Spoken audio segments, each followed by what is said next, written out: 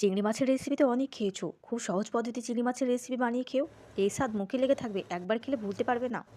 প্রথমে চিংড়ি মাছগুলো ধুয়ে লবণ হলুদ মাখিয়ে গরম তেলের মধ্যে চিংড়ি মাছগুলো দিয়ে চিংড়ি মাছগুলো উল্টে পাল্টে নিয়ে খুব সুন্দরভাবে চিংড়ি মাছগুলো ভেজে নিয়েছি। এইদিকে চিংড়ি মাছের মশলা বানানোর জন্য আদা রসুন কাঁচা লঙ্কা শুকনো লঙ্কা পেঁয়াজ কুচি দিয়ে মশলাটা পেস্ট করে নিয়ে গরম তেলের মধ্যে ধনে পাউডার জিরে পাউডার হলুদ গুঁড়ো লঙ্কা গুঁড়ো স্বাদমতো লবণ দিয়ে মশলাটাকে 2 মিনিট কষিয়ে কাশ্মীরি লাল লঙ্কা দিয়ে ভালো করে মশলাটাকে কষিয়ে সামান্য জল দিয়ে আবার মশলাটাকে 2 মিনিট কষিয়ে নেব।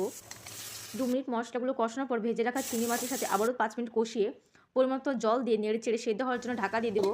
2 থেকে 3 মিনিট পর ঢাকনা উঠিয়ে আবারও নেড়ে চেড়ে দিয়ে 5 মিনিটের জন্য ঢাকা দিয়ে গরম মশলা দিয়ে নেড়ে চেড়ে চিংড়ি মাছের রেসিপিটি নামিয়ে নেব। এই রেসিপিটি একবার হলো বাড়িতে ট্রাই করে দেখবেন। ভিডিওটি ভালো লাগলে লাইক কমেন্ট অ্যান্ড সাবস্ক্রাইব করে পাশে থাকবেন।